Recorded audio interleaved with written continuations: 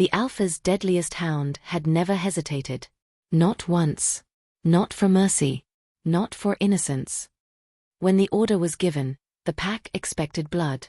Instead, the hound stopped, and in that silence, the Alpha King realized something was wrong.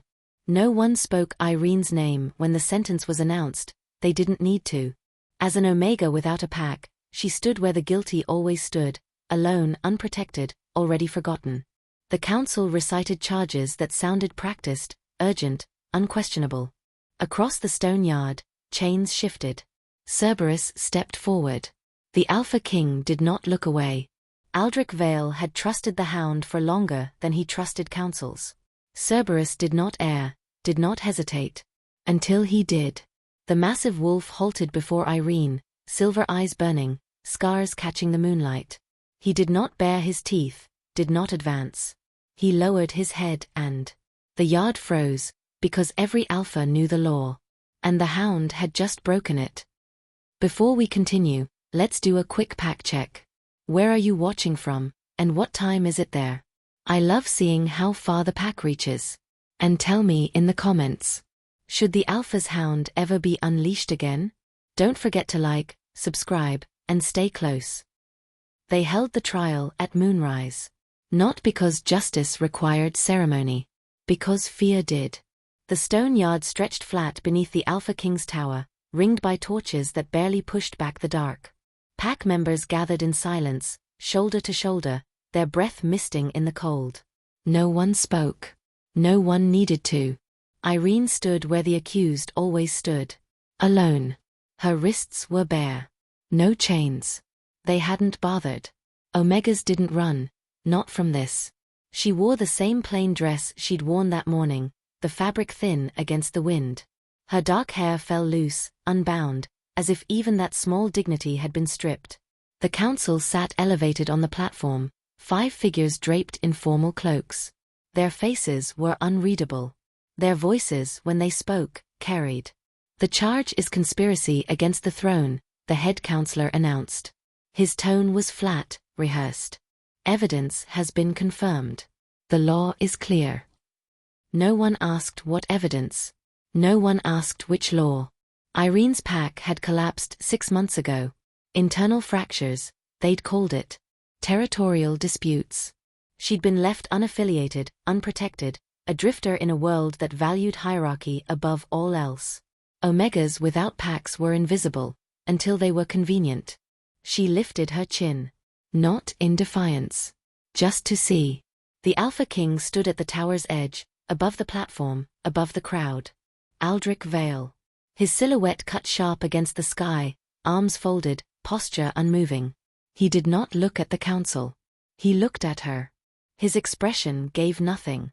The head counselor continued. The sentence is death. Execution by the law of the crown. Immediate. Murmurs rippled through the crowd. Not shock. Confirmation. Irene's heartbeat thudded in her ears, slow and deliberate. She didn't beg. Didn't cry. What would be the point? The decision had been made before she'd ever been brought here. Aldrich Vale stepped forward. The crowd stilled. His voice carried without effort, deep and absolute. Release Cerberus. The word fell like stone. Somewhere behind the tower, iron scraped. Chains rattled. The sound echoed across the yard, slow and deliberate, and the pack shifted backward as one. No one had seen the hound in months. No one wanted to. Irene's breath caught. She forced it steady. The rattling stopped. Then the growl began. Low. Bottomless. A sound that didn't belong to anything that still lived. The ground trembled. Not violently. Just enough to feel it in the bones, a vibration that crawled up through stone and settled in the chest. The torches flickered. Someone in the crowd gasped and choked it back. Cerberus emerged from the shadow of the tower. Massive didn't capture it. Mountains were massive. This was something else, something that moved with purpose, each step deliberate, controlled. His fur was silver black, catching moonlight like polished steel. Scars ran deep across his muzzle, his shoulders, his flanks. Old wounds. Permanent. His eyes burned silver. Not metaphorically. They glowed with a light that had nothing to do with reflection, cold and ancient and utterly aware. The guards who had led him forward now stood frozen, hands still gripping chains they no longer needed to hold. Cerberus moved past them without acknowledgement. They weren't worth his attention. The crowd pressed backward. Betas turned their faces away. Even the council members shifted in their seats, though none stood. Protocol demanded they remain. Irene felt the air change. It thickened, weighted with something primal. Her instincts screamed at her to run, to drop, to make herself smaller. She didn't. Running wouldn't matter. Submission wouldn't matter. The Hound didn't care about fear. He cared about truth. Cerberus crossed the yard in silence. No snarling. No theatrics. His claws scraped stone with each step, a rhythmic scrape-click that echoed louder than it should have. The pack parted without being asked, creating a path that led directly to her. Aldrich Vale watched from above, utterly still. The head counselor leaned forward slightly, hands folded. Waiting. Cerberus stopped 10 feet away. His head was level with Irene's chest.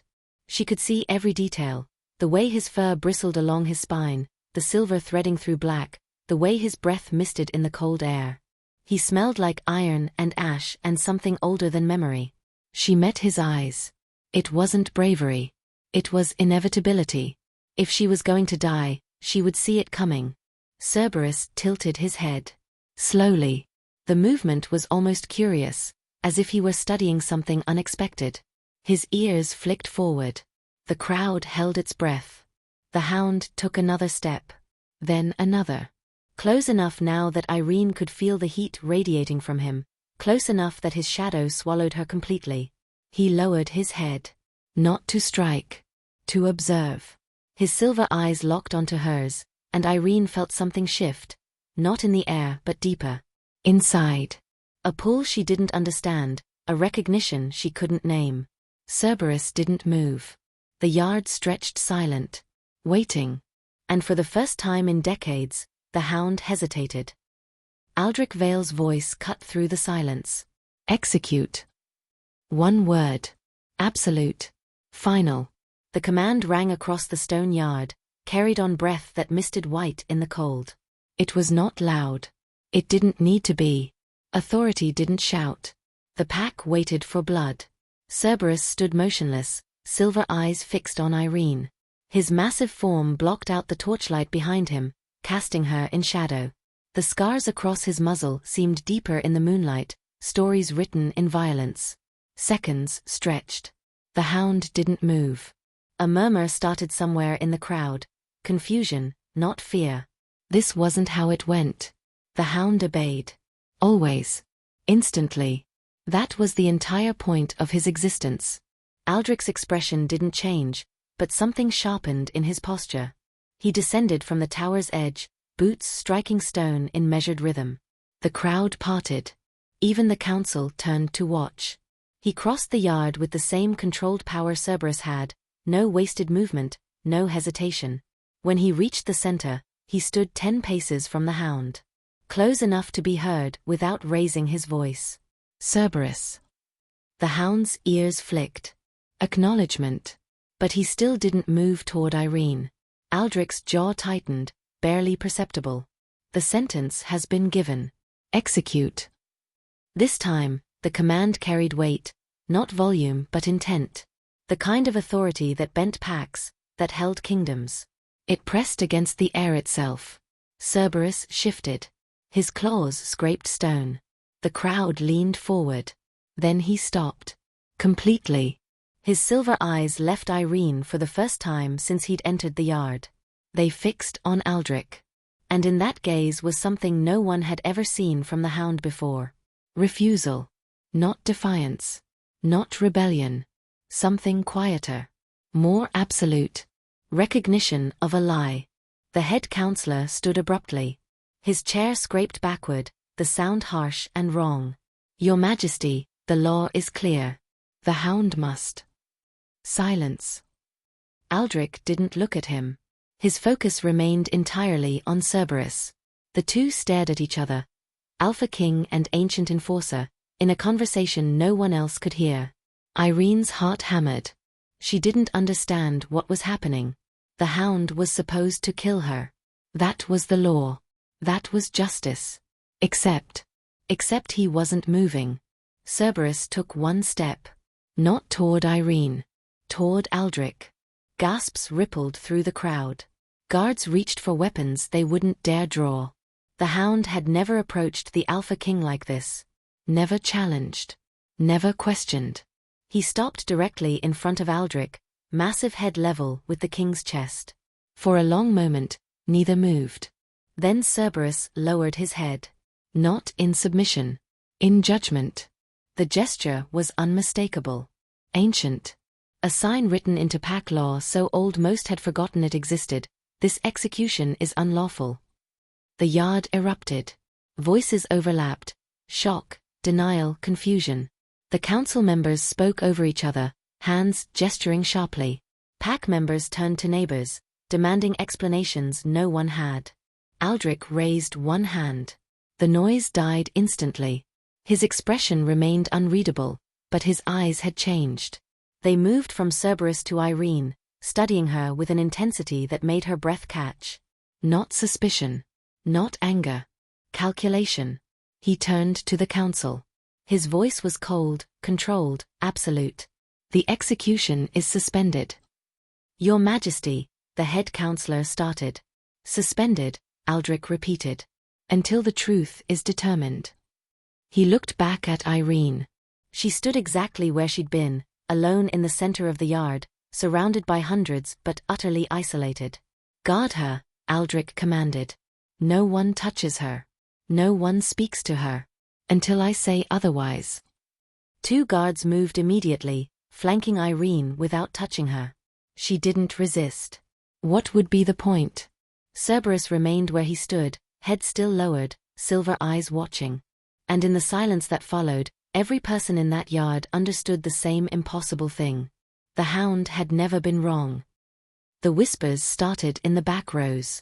Pack members leaned close, hands cupped over mouths, eyes darting between Cerberus and the platform. The words were fragmented at first, half-remembered phrases pulled from histories most had never studied. The old law. If the hound halts. Unlawful judgment. An elder near the front spoke louder than the rest.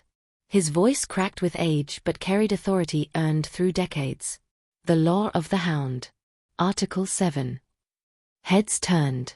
Even younger pack members recognized the weight in those words, even if they didn't know what they meant. The elder continued, reciting from memory.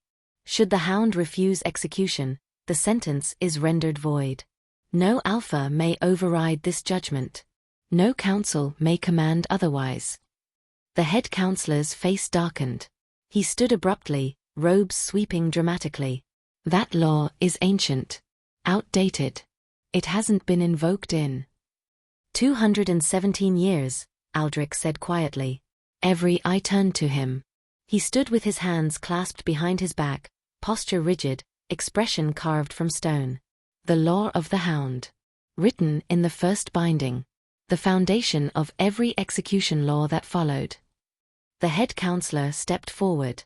Your Majesty, surely you don't intend to. I intend to uphold the law. Aldrich's voice cut like winter wind. All of it. Not just the parts that serve convenience. The council exchanged glances.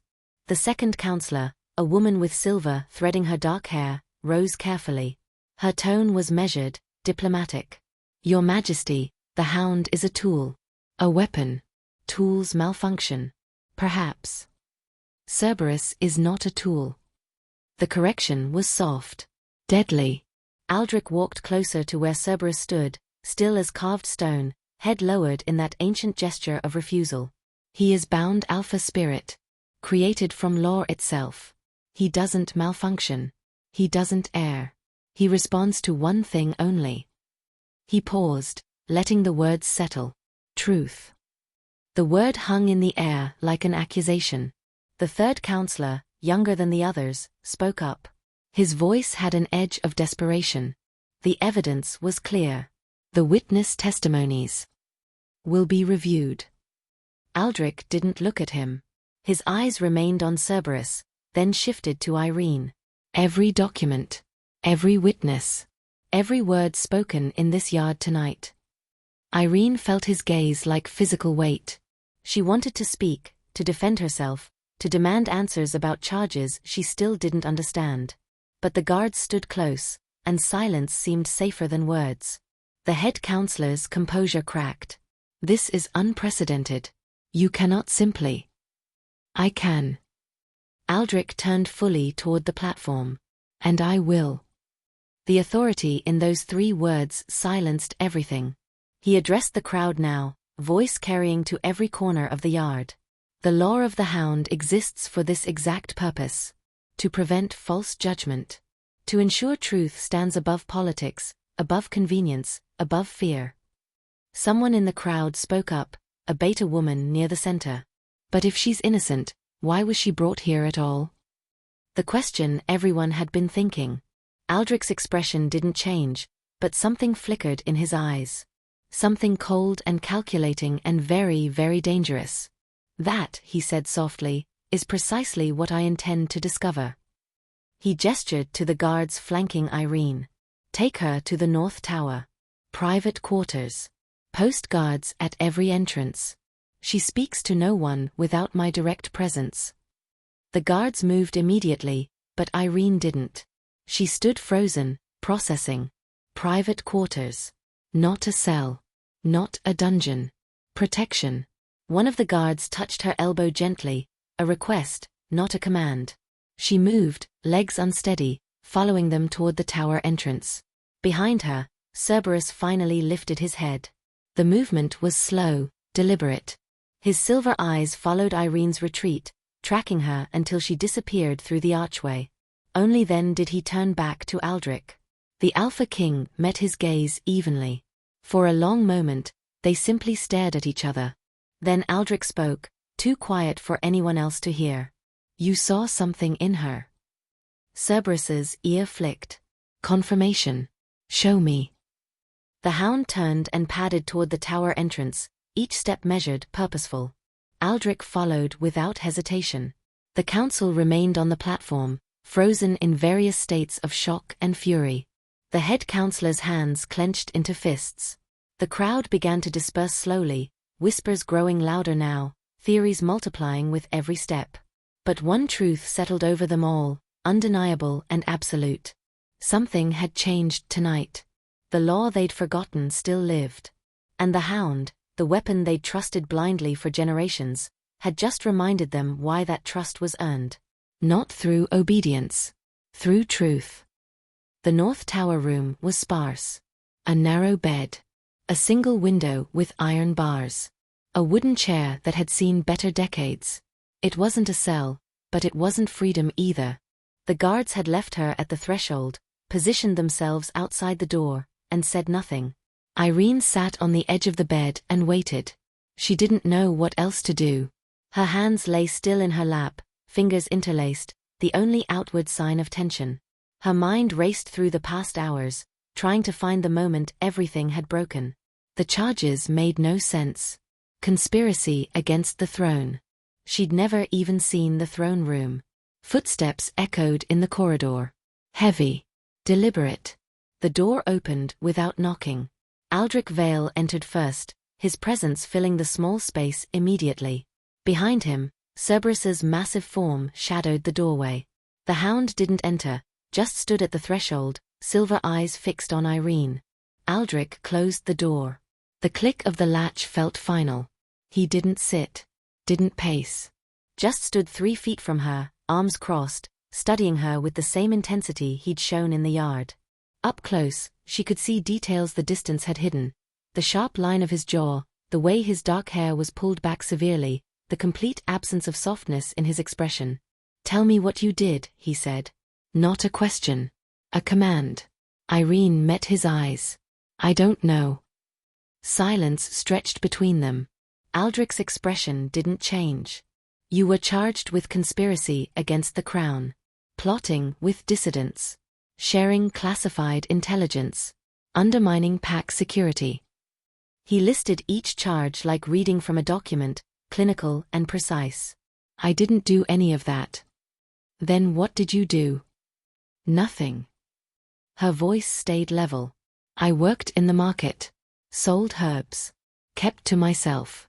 When my pack collapsed, I registered as unaffiliated and followed every protocol. I've never even spoken to anyone in your court. Aldrich tilted his head slightly. You're not afraid? It wasn't a question, but she answered anyway. I was afraid in the yard. When the hound was released.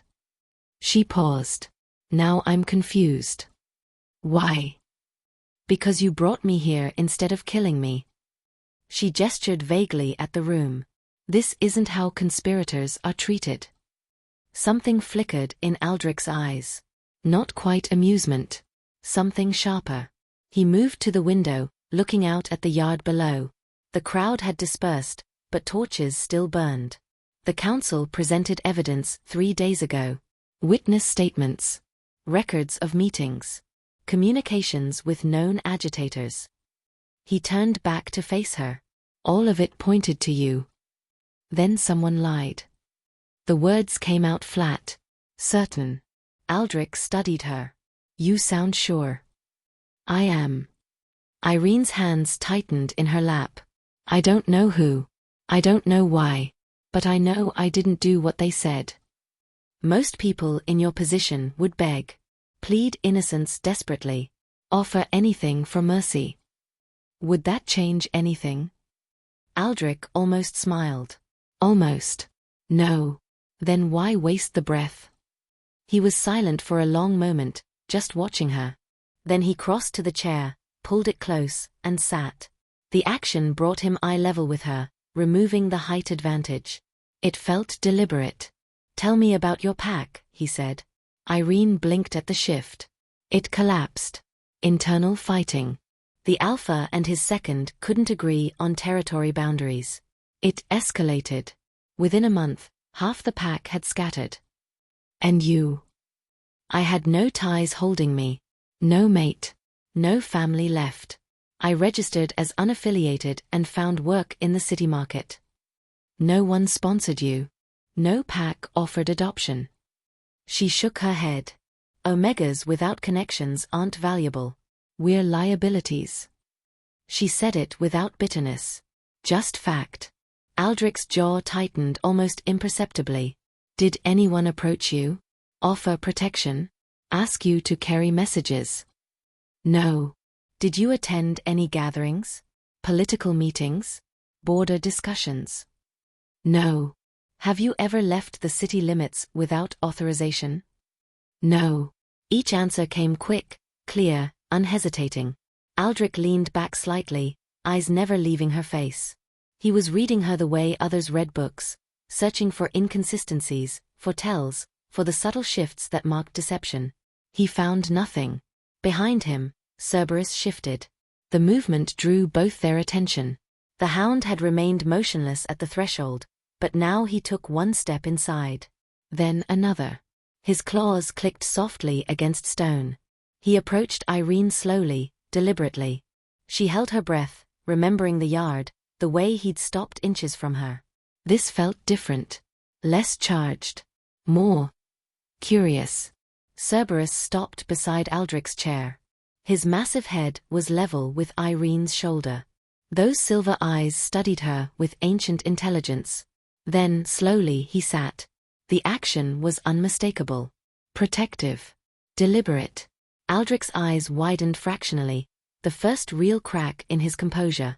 He looked at Cerberus, then back at Irene. He's never done that before, Aldrich said quietly. Irene's throat felt tight. Done what? Chosen. The word hung heavy between them. Aldrich stood abruptly. Stay here. Don't leave this room. The guards will remain posted. You'll be brought food and water. He moved toward the door, then paused. The council will demand answers. I intend to find them. He looked back at her one last time. The hound doesn't lie. If he stopped, you're innocent. The question isn't your guilt anymore. Then what is it? His expression turned cold. Dangerous. Who tried to kill you? And why? He left. The door closed behind him with quiet finality. Cerberus remained. The hound settled fully onto the floor beside the bed, head resting on his paws, eyes half closed but watchful. His presence filled the room, not threatening but absolute. Undeniable. Irene sat frozen, processing. She'd been sentenced to die. The hound had refused. And now the Alpha King believed someone had framed her. The question was no longer if she'd survive the night. It was whether anyone else would. The archives were kept beneath the main hall. Stone steps descended into cool darkness, lit by enchanted sconces that never flickered. Rows of shelves stretched into shadow, each bearing the weight of centuries. Records. Testimonies. Laws written and rewritten. The foundation of every judgment ever passed. Aldrich moved through them with practiced efficiency. He'd dismissed his guards. This required privacy. The kind where even loyalty became a liability. He carried a single lamp, its light cutting through the dark as he located the section marked with the current year. The council's case against Irene sat in a leather folder, tied with red cord. Official. Urgent. Sealed 3 days prior. He untied it carefully and began to read. The charges were listed first. Conspiracy. Sedition. Contact with known agitators. Each one detailed with precision that suggested careful construction. Dates. Times. Locations. Then the witness statements. 4 of them. Each signed. Each describing encounters with Irene at various border posts, exchanging information, receiving payment, coordinating with dissidents planning action against the throne. Aldrich read them twice. Something felt wrong. The language was too similar. Not in content, but in structure. 4 different witnesses, 4 different perspectives, yet the phrasing echoed. As if someone had written a template and filled in details. He set them aside and pulled the logistics records. Border post logs. Every entry and exit was documented. Names. Ranks. Times. The pack had maintained this system for decades. No exceptions, no gaps. He cross-referenced the dates from the witness statements. First statement claimed Irene was seen at the eastern border on the night of the full moon, 2 months back. He found the log entry for that date. Scanned the names. No Irene. He checked again, slower this time. Still nothing. Second statement placed her at the southern post 3 weeks ago. He pulled that log. Empty. Third statement. Western border. No record. Fourth statement. He stopped. This log had an entry. A name that had been altered. The ink was slightly different, fresher. Someone had written over the original name, carefully matching the handwriting but not quite achieving it. The alteration read, Irene, unaffiliated Omega. Aldrich held the page closer to the light. The original name was still barely visible beneath, scratched out but not erased. He could make out fragments. M-A-R-K. Marcus. He knew that name. A beta. Part of the Border Patrol. Transferred last month to Internal City Watch. Aldrich set the log aside and returned to the folder. There should have been more documentation. Investigation notes. Interview transcripts. The council always kept comprehensive records. But the folder was thin. Too thin. He checked the archive log, the master record of everything filed. Each entry was numbered sequentially. He found the case number for Irene's charges. 3 entries were marked as removed. Removed. Not missing. Deliberately taken. The notation was dated yesterday. Hours before the trial. Authorization signature, head counselor. Aldrich's jaw tightened. He closed the folder and moved deeper into the archives, toward the older records. If names were being altered now, perhaps history held answers. It took an hour to find it. Buried in records from 6 months ago, a report on the collapsed pack Irene had mentioned. The internal conflict. The disbandment. Standard documentation, nothing unusual. Except for 1 page that had been added later. The page detailed concerns about displaced pack members. Specifically Omegas. It listed 3 names as potentially vulnerable to radicalization, requiring observation. Irene's name was first. But the notation beside it was different from the others. While the other two had checkmarks and dates confirming regular surveillance, Irene's entry had a single word. Declined. Someone had chosen not to monitor her. Had deemed her unimportant. Until 3 days ago, when suddenly she'd become the most dangerous threat to the throne. Aldrich photographed everything with his phone. The altered logs. The missing entry notations. The surveillance report. Evidence that would be hard to dispute. He returned the files to their proper places, retied the folder, and ascended the stairs. The main hall was empty this late. Moonlight streamed through high windows, painting everything silver. He walked toward his study, mind working through possibilities. The lies were layered. Deliberate. Someone had spent time constructing this case, altering records, removing contradictions. This wasn't opportunistic. This was planned. But why Irene? An unaffiliated Omega with no connections, no power, no voice. She was invisible. Insignificant. Perfect. The realization settled cold in his chest. She wasn't targeted because she was dangerous. She was targeted because she was convenient. No one would question her guilt. No one would defend her. An easy sacrifice to serve some larger purpose. Except Cerberus had stopped. The Hound had seen what the Council hadn't expected anyone to see. Truth. And now their carefully constructed lie was unraveling. Aldrich entered his study and locked the door behind him. He pulled out the photographs, spreading them across his desk. The evidence was clear, but it wasn't complete. He needed witnesses. Real ones. The border guards who'd been on duty those nights. Marcus, whose name had been overwritten. Anyone who could confirm what the logs already suggested. A knock interrupted his thoughts. Enter, he called. His second, a scarred alpha named Reese, stepped inside. His expression was grim. The Council is requesting audience. Tomorrow at dawn. They say it's urgent. Aldrich almost smiled. I'm sure they do. They want the Omega's execution rescheduled. They're calling tonight's interruption a procedural delay. Tell them I'll see them at dawn. Aldrich gathered the photographs. And send word to the border posts. I want every guard who worked the eastern, southern, and western stations over the past 3 months brought to the capital. Immediately. Reese raised an eyebrow. That's over 30 guards. Then we'll need a large room. Reese nodded slowly, understanding dawning. You found something. I found lies. Aldrich's voice was quiet. Cold. Tomorrow, I intend to find who told them. Reese left to carry out the orders. Aldrich remained at his desk, studying the evidence. The Council had been bold. Sloppy in places, but bold. They'd assumed no one would look closely. That Cerberus would execute without question, as he always had. They'd forgotten the oldest law. The Hound doesn't serve councils. He serves truth. And tomorrow, truth would have its audience. Dawn came too quickly. Aldrich hadn't slept. The texts lay spread across his desk, ancient volumes pulled from the restricted section of the archives. Books so old their pages crumbled at the edges, ink faded to ghost impressions that required careful light to read. The law of the Hound wasn't just one law. It was a binding. A creation ritual documented in excruciating detail by the Pack's founders.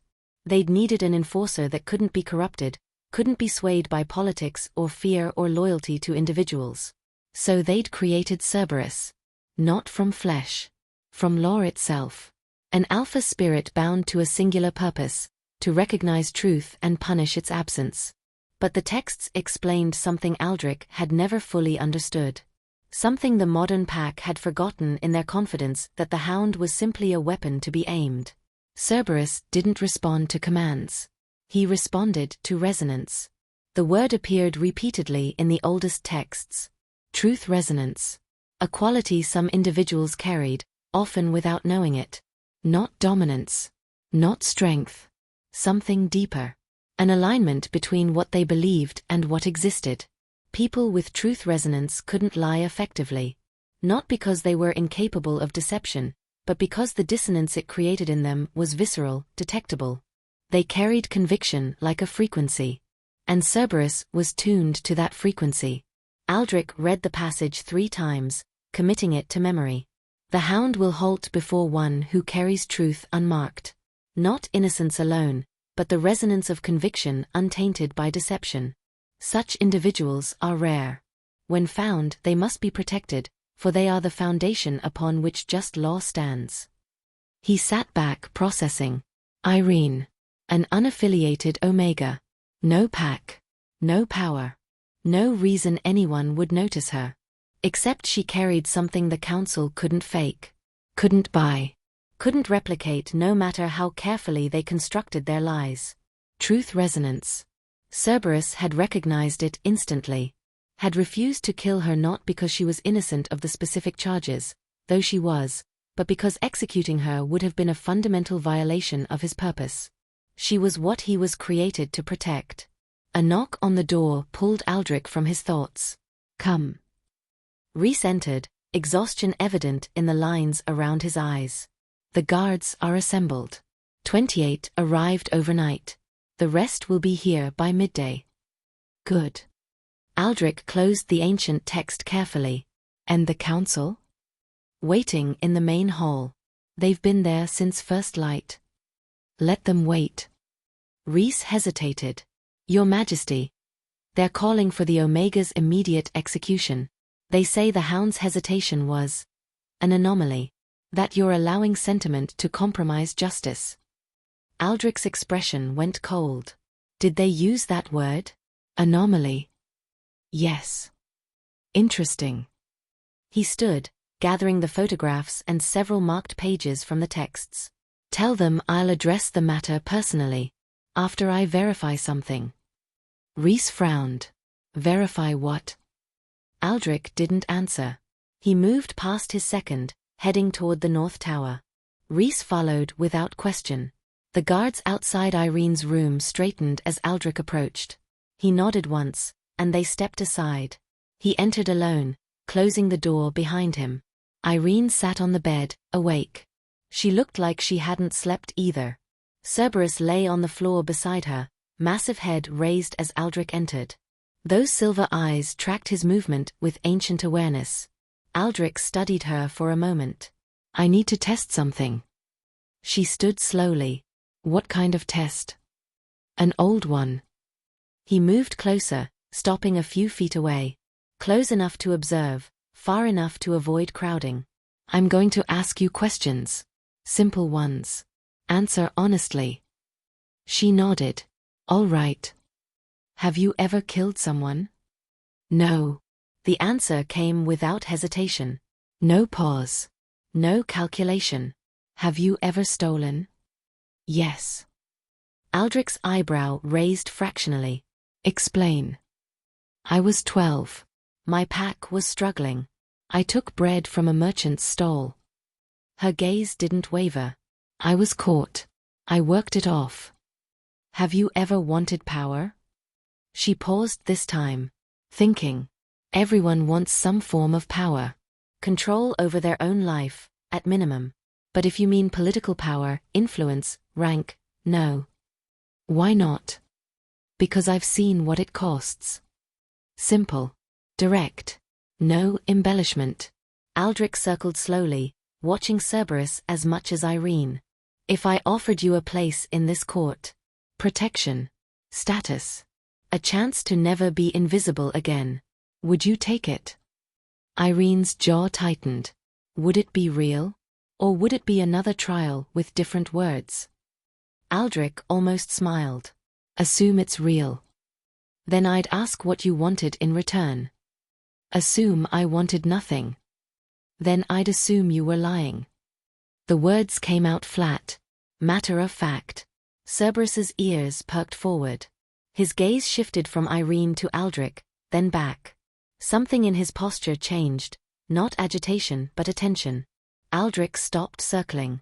He faced Irene directly. You don't trust easily. No. But you believe in truth. She hesitated. I believe truth exists. Whether people care about it is different. Do you care about it? Yes. One word. Absolute. Aldrich spoke quietly, deliberately. Truth. The word hung in the air. Cerberus reacted instantly. His entire body shifted. Not threatening, but alert. His eyes locked onto Irene with an intensity that made her breath catch. The silver glow brightened, just fractionally, as if something inside him recognized a resonance, a frequency matching his own purpose. He rose to his feet and moved directly to Irene. Not aggressive. Deliberate. He stopped inches from her, head lowered slightly, and did something Aldrich had never seen before. He pressed his forehead to her chest. Gently. Reverently. The gesture lasted only seconds, but its meaning was unmistakable. Recognition. Acknowledgement. Protection. Cerberus stepped back and returned to his position on the floor, settling as if nothing unusual had occurred. But everything had changed. Irene stood frozen, hand halfway to where Cerberus's head had been. What was that? Aldrich's voice was quiet. Confirmation. Of what? He met her eyes. You carry truth resonance.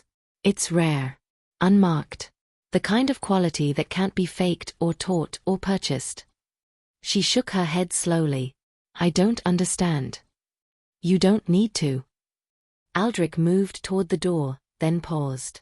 The council tried to execute someone the Hound was created to protect. That's not an error. That's not an anomaly.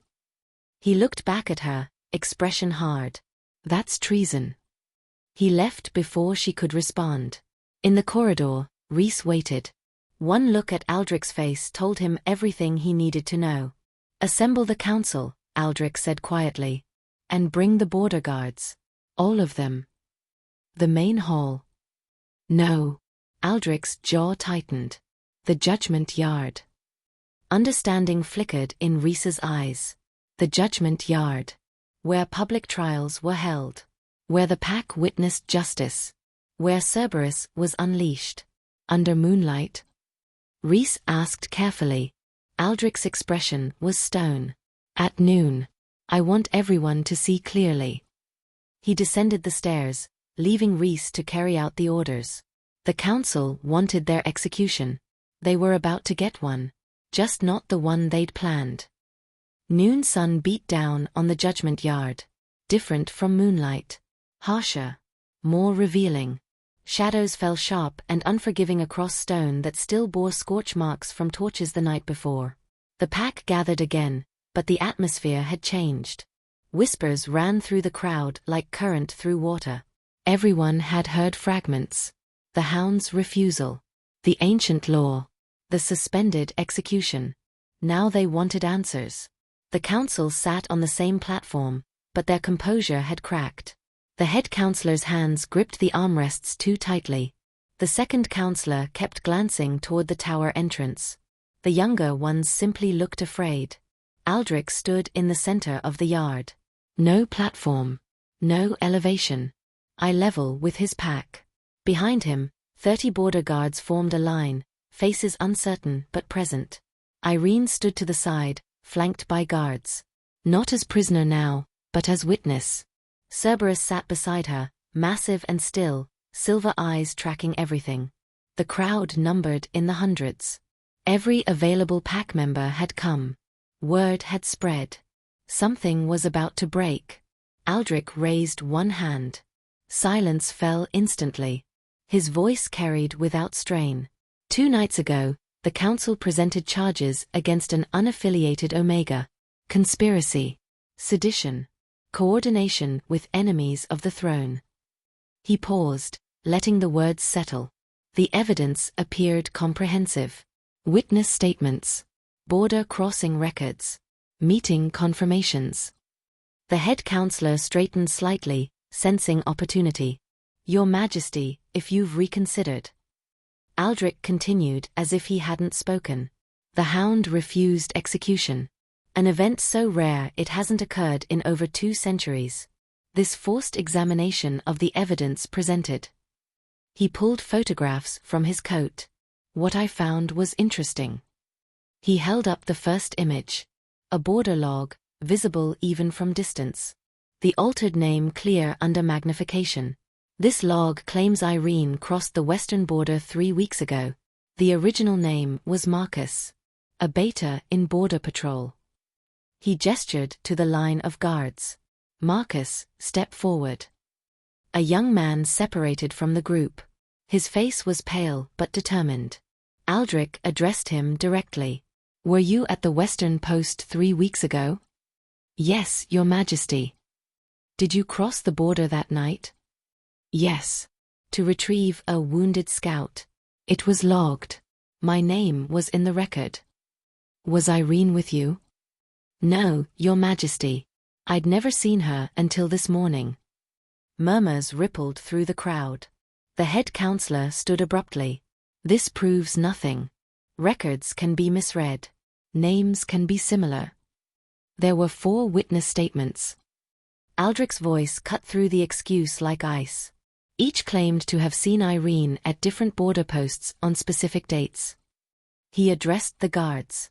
I want every guard who was stationed at the eastern, southern, and western posts during the dates in question to raise their hand if they remember seeing this woman. He gestured toward Irene. Silence. Not one hand rose. 30 guards. Multiple posts. Multiple dates. 0 recognition. Aldrich let the silence stretch. Not one of you remembers her. A beta woman near the front of the guard line spoke up, voice steady. Your Majesty, we log everyone. Every single person who crosses. If she'd been there, we'd have recorded it. We'd remember. Another guard added, unaffiliated Omegas are rare at border posts. We pay attention. She was never there. The crowd's murmurs grew louder. Aldrich held up another photograph. The archive log shows 3 documents were removed from the case file. Hours before the trial. He looked directly at the platform. Authorization signature, head counselor. The head counselor's face darkened. Those documents contained sensitive intelligence. They couldn't be made public. They contained contradictions. Aldrich's voice was steel. Evidence that didn't align with your narrative. So you removed it. That's an accusation. It's a fact. The word hung absolute. Aldrich continued, relentless. I also found a surveillance report from 6 months ago. 3 displaced Omegas from Irene's collapsed pack were flagged for monitoring. 2 were observed regularly. Irene's observation was declined. He turned to face the pack. She was deemed unimportant. Not worth watching. Until suddenly, 3 days ago, she became the greatest threat to the throne. Understanding rippled through the crowd. Heads turned toward the council platform. Eyes narrowed. The second counselor stood, trying to salvage something. Your Majesty, perhaps there were errors in documentation, but the intent was to protect the pack. The intent, Aldrich interrupted quietly, was to execute an innocent. The words fell like judgment. He walked closer to the platform. An unaffiliated Omega. No pack protection. No voice. No one who would question her guilt or demand investigation. The perfect sacrifice. The head counselor's composure finally shattered. You don't understand the pressures we face. The threats at the borders. We needed to show strength. By murdering someone who carried no guilt? By maintaining order. His voice rose, desperate. The pack needed to see justice. The pack needed to see truth. Aldrich's voice didn't rise. It didn't need to. You fabricated evidence. Altered records. Removed contradictions. You presented me with a lie wrapped in procedure and expected me to execute it without question. He paused. You forgot one thing. The council members were silent now, frozen. The Hound sees what you cannot hide. Truth isn't a matter of consensus or authority or political necessity. It exists independent of your manipulation. Aldrich turned to face Cerberus. The massive wolf rose to his feet, silver eyes burning with ancient purpose. Show them, Aldrich commanded quietly. Cerberus moved.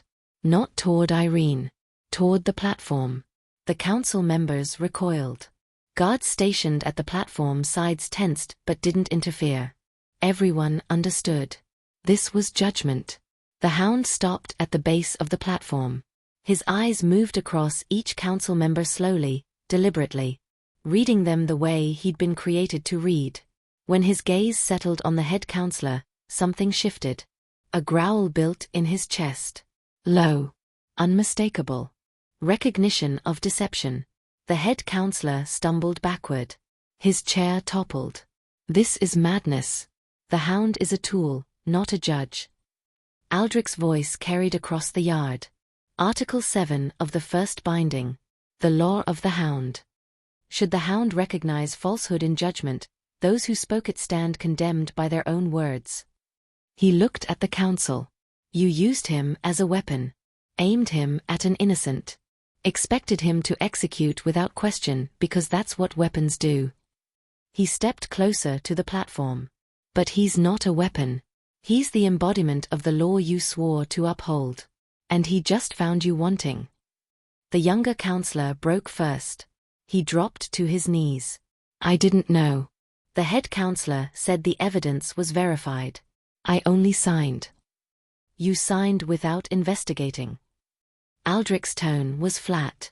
That makes you complicit. The second counselor tried once more. Your Majesty, surely we can discuss. There's nothing to discuss. Aldrich turned away from the platform. Turned toward Irene. She stood exactly where she'd been placed, guards on either side, Cerberus having moved away but still connected to her by something invisible. Her expression was carefully blank, but her hands trembled slightly. He crossed the yard to stand before her. The pack watched. Waiting. Aldrich spoke clearly, loud enough for all to hear. Irene. Unaffiliated Omega. You were brought here under false charges. Subjected to execution based on fabricated evidence. The law failed you. He paused. I failed you. The admission was quiet but absolute. The council will be removed from authority. Their titles revoked. Their actions investigated fully. He looked directly at her. You are owed more than innocence declared. You are owed acknowledgement. He stepped aside, creating space beside him. Empty. Significant. The hound stopped for you. Not because you were innocent of crimes fabricated against you, but because you carry something this pack has forgotten to value. He gestured to the space. Truth resonance. The foundation of just law. The pack murmured. Understanding. Processing. Aldrich's voice softened fractionally. I offer you protection under my direct authority. A place within these walls. Not as servant. Not as subject. As one the hound himself has chosen to guard. Irene's eyes widened. She looked at the space beside him.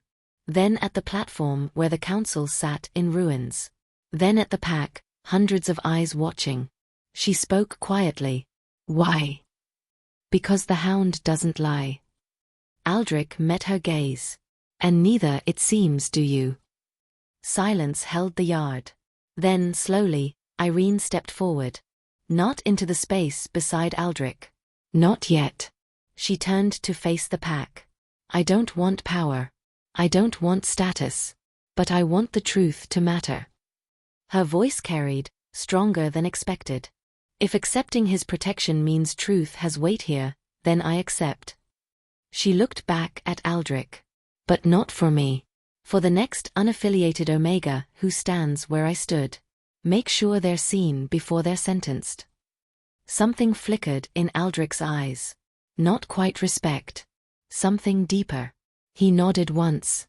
Agreed. Irene stepped into the space beside him. Cerberus moved immediately. He crossed the yard and sat between them, massive form a living symbol of what had just shifted. The pack didn't cheer. They understood this wasn't celebration. It was correction. And somewhere in the silence, the old law remembered itself. The judgment yard emptied slowly. Pack members dispersed in small groups, voices low but urgent.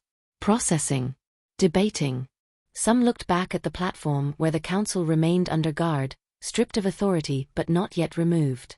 Others watched Irene and Aldrich, trying to understand what had just shifted in the hierarchy they'd known their entire lives. Irene stood beside Aldrich, feeling the weight of hundreds of departing gazes. Cerberus remained between them, a living boundary that somehow connected more than it separated. When the last of the crowd had gone, Aldrich spoke without looking at her. "You didn't have to ask for others." She kept her eyes forward. "Yes, I did." "Why?" "Because if I accept protection for myself and say nothing about the system that put me here, I become complicit." Her voice was steady. "The next person won't have a hound to stop their execution." Aldrich was quiet for a long moment. Then, finally, he turned to face her. "The council will be tried. Their actions investigated fully. Those who knowingly fabricated evidence will face the hound's judgment." He paused. "The others will be removed from power but spared execution. Complicity born of cowardice isn't the same as malice." Irene nodded slowly. "And the laws? The protections for unaffiliated pack members will be rewritten." His expression was unreadable. "You'll help write them?" She blinked. "What?" "You carry truth resonance. You see clearly what others miss or ignore." He gestured toward the empty yard. "This pack needs that clarity in its laws. Not as decoration. As foundation." "I'm not a lawyer. I'm not educated in." "You understand injustice." He cut through her protest quietly. "You've lived it. That's worth more than a dozen scholars who've only studied it." Irene studied him carefully, looking for the catch. The hidden cost. The moment this offer would reveal itself as another trial. She found nothing but cold sincerity. "You don't trust me," Aldrich observed. "No. Good." Something almost like approval flickered in his eyes. Trust should be earned, not assumed by rank. He turned and began walking toward the tower. Cerberus followed immediately. After a moment's hesitation, so did Irene. They climbed the stairs in silence. Not to her sparse room in the North Tower, but higher. To the levels she'd only glimpsed from below. The Alpha's private floors. Aldrich led them to a study. Large windows overlooked the entire territory. Books lined the walls floor to ceiling. A desk sat positioned to catch natural light, covered in maps and documents and the ancient texts he'd been reading. Cerberus settled near the fireplace, massive form relaxing for the first time since the trial. Aldrich moved to the desk. "The council had too much power. I gave it to them. Delegated authority because I believed in their experience, their judgment." He picked up one of the photographs. "I was wrong." It wasn't quite an apology, but it was acknowledgement. "Power without oversight corrupts even good intentions," Irene said quietly. "Yes." He set the photograph down. "Which is why I'm restructuring the entire system. Smaller councils, rotating positions, transparent records, and oversight that can't be dismissed or intimidated." He looked at her directly. "I want you to be part of that oversight." "Why me?" "Because the Hound chose you. Because you asked for systemic change before accepting personal protection. Because when given the choice between power and principle, you chose principle." He moved closer. "And because you're the first person in this court who's told me I was wrong to my face without flinching." Irene almost smiled. "Almost. In the room. When you questioned me, I called you a liar. You assumed I was lying. Different." His expression was serious. "You were protecting yourself. That's survival, not disrespect." He gestured to a chair near the window. An invitation, not a command. Irene sat. Aldrich remained standing, but it didn't feel like dominance. Just restlessness. The position comes with quarters in the main tower. Not servants' rooms. Actual space. Privacy. Protection detail if you want it though. He glanced at Cerberus. "I suspect you already have that covered." The massive wolf's ear flicked. "Agreement. You'll attend council meetings. Review proposed laws. Question procedures. Your role is to be the voice that asks what everyone else is afraid to ask. He paused. Can you do that? Irene considered. Can I refuse? Yes. The answer came without hesitation. If I refuse, what happens to me? You remain under protection, given quarters, free to leave when you choose. No obligations. He met her eyes. The offer isn't conditional on your service. Your safety isn't a bargaining chip. Then why offer the position at all? Because you'd be good at it. Simple. Direct. And because this pack needs someone who understands what it means to be powerless within a system designed to protect power. Irene looked out the window. The yard below was empty now. Just stone and shadows. Hours ago she'd stood there waiting to die. Now she sat in the Alpha King's private study discussing systemic reform. The shift felt impossible. Dangerous. Like standing on ice that might crack at any moment. But Cerberus was calm. And the hound didn't lie.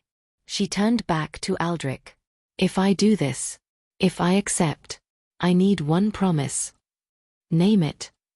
If I see corruption, if I find lies, if someone in power is abusing that power, she held his gaze. I need to know you'll listen, even if it implicates people you trust, even if it's uncomfortable. Aldrich was silent for a long moment. Then he crossed to the desk, pulled out a blank piece of parchment, and wrote something in clear, precise script. He signed it, sealed it with his personal mark. He handed it to her. She read, Irene, bearer of truth resonance, holds authority to investigate any member of this court, regardless of rank, should she suspect deception or abuse of power. Her findings will be heard directly by the Alpha King without intermediary. No retaliation shall be permitted. This authority is irrevocable save by her own choice to relinquish it. Signed. Dated. Official. Irene looked up. This is excessive. Aldrich almost smiled. Probably. But you asked for the ability to hold power accountable. That requires actual power of your own. Not borrowed. Not conditional. He gestured to the parchment. Keep it. Use it if needed. But understand, once you start investigating, you won't be able to stop halfway. Truth doesn't compromise. I know. Do you? His expression turned serious. Because you'll make enemies. People who preferred the old system. Who benefited from shadows and unquestioned authority. They'll call you overreaching. Ungrateful. Dangerous. They already think I'm dangerous. The council tried to execute me. They thought you were convenient. Different accusation. He moved to the window, looking out at his territory. But yes. If you take this role, you become what they actually feared. Someone who can't be silenced or dismissed.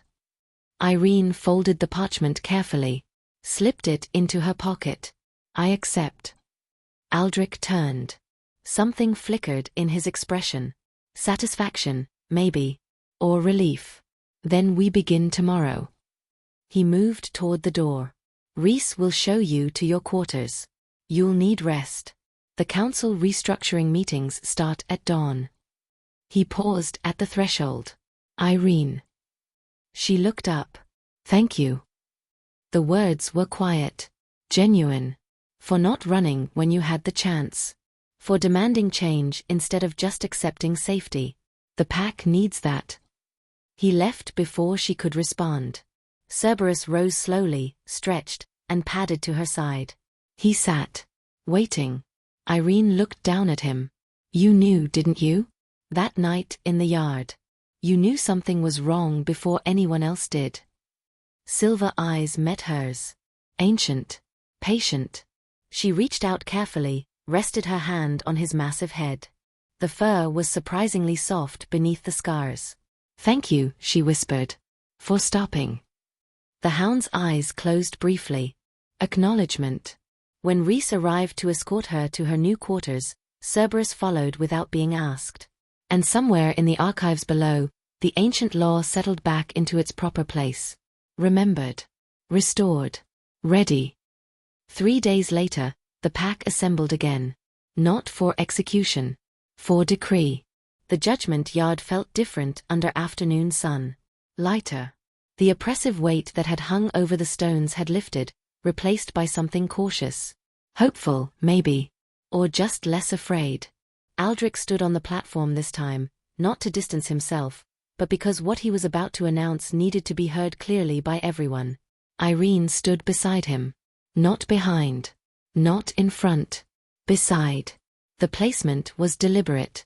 Cerberus lay at the platform's base, massive form relaxed but watchful. He'd barely left Irene's side since that first night. Where she went, he followed. A shadow made of silver and scars and ancient purpose. The crowd was larger than before. Word had spread beyond the immediate pack. Border guards. Outer territories.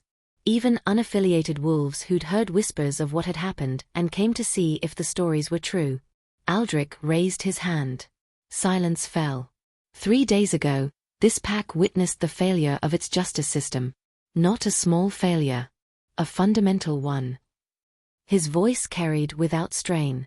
The council, entrusted with upholding law, chose instead to fabricate it. To execute an innocent for political convenience. He paused, letting the words settle. The ancient law of the Hound prevented that execution. But law alone isn't enough. Systems must be rebuilt. Protections must be codified. Power must be accountable. He gestured to parchment held by Reese. Today, I announce new decrees. Effective immediately. Reese stepped forward, unrolling the first document. His voice was steady, formal. Decree 1. The council system is hereby dissolved. In its place, 3 smaller councils will be established: law, territory, and welfare. Each council serves rotating 2-year terms. No member may serve consecutive terms. Murmurs rippled through the crowd. Approval, mostly. Some uncertainty. Reese continued. Decree 2. All judicial proceedings must be documented and archived publicly. No records may be altered or removed without alpha authorization and independent verification. Falsification of evidence is punishable by the Hound's judgment. The murmurs quieted. That one had teeth. Decree 3. Unaffiliated pack members, those without family or pack sponsorship, will be placed under direct alpha protection. They may not be tried without their case being reviewed by an independent advocate. They may not be sentenced without the advocate's agreement that evidence is legitimate. Someone in the crowd called out. Who serves as advocate? Aldrich answered. Irene will serve as the first. Others will be trained under her guidance. Heads turned. Eyes found her on the platform. Some gazes were curious. Others skeptical. A few, the unaffiliated ones scattered through the crowd, looked something like hopeful. Reese read the final decree. Decree 4. Truth resonance is recognized as a legitimate qualification for positions of authority. Those who carry it will be identified through the Hound's recognition and offered roles in oversight, investigation, or judicial review. He lowered the parchment. These decrees are sealed by alpha authority and witnessed by the pack.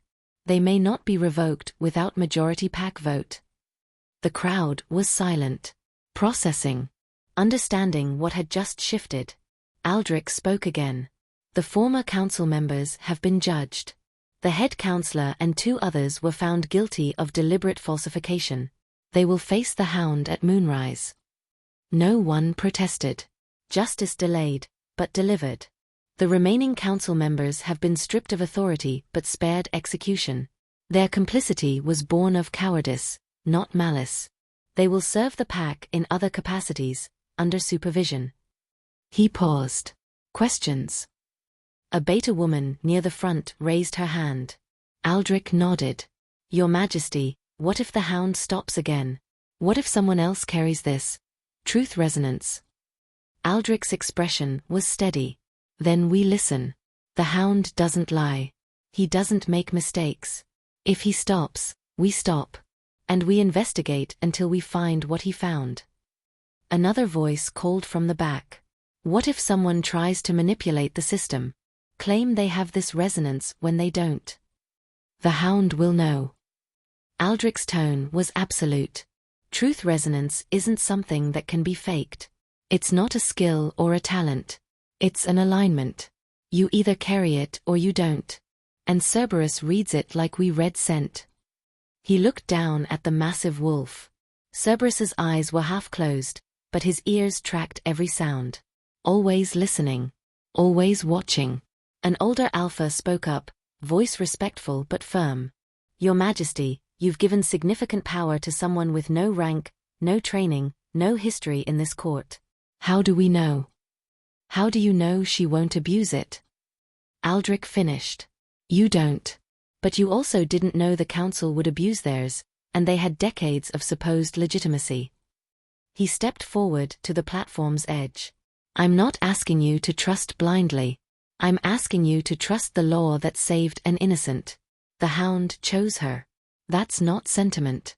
That's recognition of something this pack had forgotten mattered. The elder considered, then nodded slowly. Acceptance, if not enthusiasm. Aldrich turned to Irene. Anything you want to say? She hadn't expected that. Hadn't prepared words. She stepped forward, feeling hundreds of eyes settle on her. I don't want power. Her voice was quiet but carried. I want accountability. I want the next person who stands where I stood to have someone who asks questions. Who looks at evidence. Who doesn't assume guilt because it's convenient. She looked across the crowd. I was hours from death. Not because I did something wrong. Because I was easy to sacrifice. That shouldn't be possible. She paused. The Alpha King has given me authority to investigate, to question, to challenge. I intend to use it.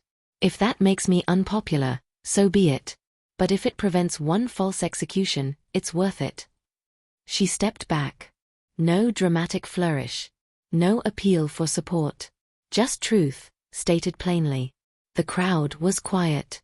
Then, slowly, a scattered handful of applause began. Not thunderous. Not universal. But genuine. Others joined. Not everyone. Some faces remained skeptical, arms crossed, but enough. Aldrich let it continue for a moment, then raised his hand. Silence returned. The decrees are sealed.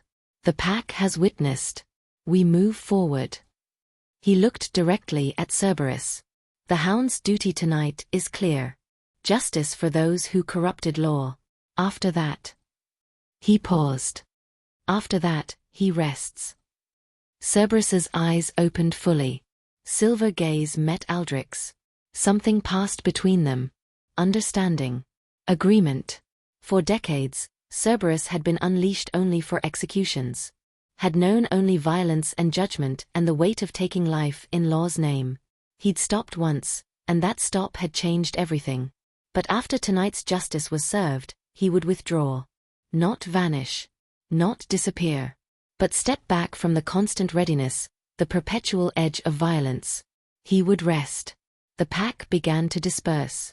Conversations erupted immediately, debates, arguments, cautious hope. Change was uncomfortable. But stagnation had nearly cost an innocent her life. Irene remained on the platform as the crowd thinned. Aldrich stood beside her, watching his pack process the new reality. They'll test you, he said quietly. I know. Some will try to undermine the decrees. Find loopholes. Push boundaries. I know. The authority I gave you makes you a target. She looked at him. I know. He almost smiled. Good. As long as you know what you've accepted. I accepted the ability to prevent what almost happened to me. She touched the parchment in her pocket, the sealed authority he'd written. That's enough. Aldrich nodded once. Respect earned, not given. They descended from the platform together. Cerberus rose and followed, his massive presence a constant reminder of what had changed. Of what had been preserved. That night, at moonrise, the hound carried out his final judgment on those who had corrupted law. The execution was swift. Absolute. The pack witnessed in silence. And when it was finished, Cerberus returned to the tower. He found Irene in her new quarters, spacious rooms with windows overlooking the territory, nothing like the sparse cell she'd first been given. She sat by the window, reading one of the law texts Aldrich had provided. The hound entered without sound and settled on the floor beside her chair. His breathing slowed.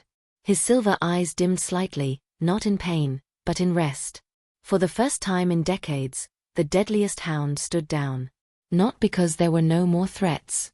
Not because justice was perfect. But because the law he served had remembered its purpose. To protect truth.